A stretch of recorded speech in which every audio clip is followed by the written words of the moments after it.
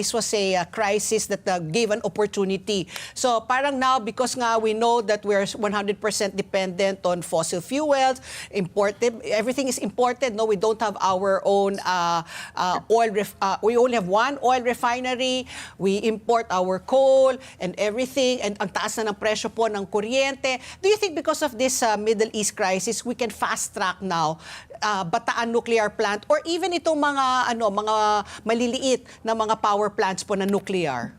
Yes, sana po no, ganun ang pag-iisip ng ating DOE, pero mukhang hindi po kasi may announcement kahapon si DOE Secretary Garin na baka buksan nila ulit yung usapin sa pagka-aproba ng coal-fired generation.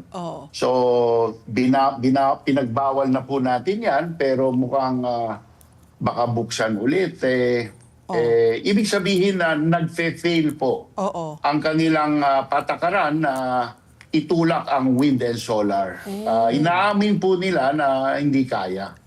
Hindi kaya, may follow-up lang there, Kong Mark, hindi kaya in the sense na kasi yung coal mas mabilis, di ba? Mas mabilis mag-import kesa sa mabilis to put up new solar. Pag sinasabi kong hindi kaya ng wind and solar, ang pinakamalaking problema ng wind and solar, ito po ay intermittent.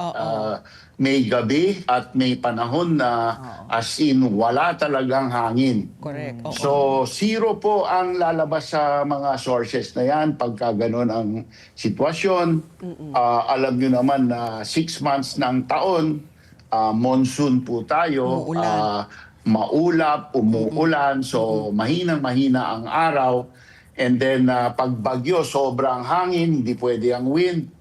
Meron din naman panahon ng pagkalma na wala talagang hangin. So sa mga sitwasyon na gano'n, mapipilitan po tayong magpatakbo ng imported LNG.